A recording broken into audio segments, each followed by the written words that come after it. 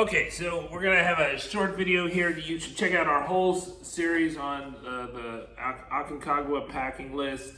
We're gonna do the hands right now. The hands are kind of the simplest one. So we'll start out with a thin liner sensor glove. So I think everybody now has a smartphone. You're gonna want to use your smartphone. You want to keep your gloves on while you're using a smartphone.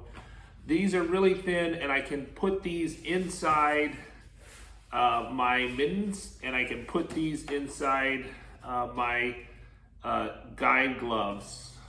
And so that's the versatility of this. So the Alti mitts, these are 8,000 meter Alti mitts by Outdoor Research.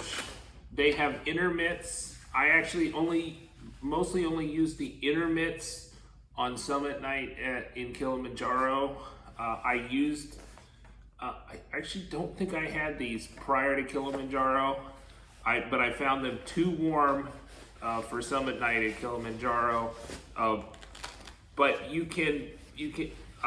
what I did was I had these O0 really just tiny liner gloves, sensor liner gloves that allow you to use, and I had them inside the mitt and inside the inner mitt, and then when I needed to use my phone, I would take out this so I didn't expose my hands. So those are excellent. You want to have, these are the mitts you want to have, that you do not want to skimp on the mitts. Because, you know, it is very common for people to have cold feet and cold hands on Aconcagua because it is really cold. Okay, and then I have these other sensor gloves that are a little bit thicker, a little bit warmer. I think on many days you'd want to use this. They're a little bit too thick to put in my mittens and the Black Diamond guide gloves. But if I take out the inner mitt, or if I take out the inner glove for the Black Diamond guide gloves, then I could use these, and then I would be able to, you know, fiddle with my phone or whatever, but also have the extra protection of the outside of the guide gloves. Right? The guide gloves are almost as expensive as these, although I think maybe these were on sale at one point, and these were not on as big a sale when I bought them. But these are just excellent, kind of your ski gloves, but because they've got this inner GORE-TEX liner here, they're so much warmer with the kind of the wool fleece liner.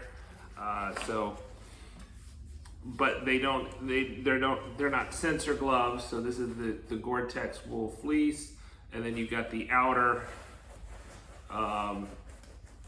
glove, which is leather, and I don't know the other material. And then they Velcro in, so you can take it in and out, that inner glove and the outer glove.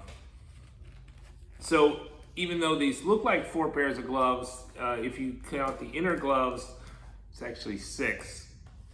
And so I think this is a good combination.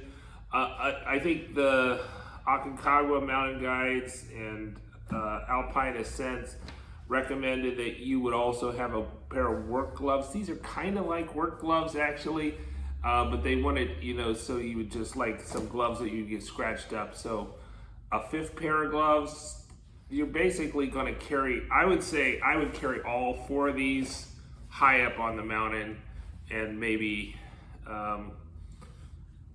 just these, or maybe at least maybe the guide gloves lower on the mountain to the approach to base camp.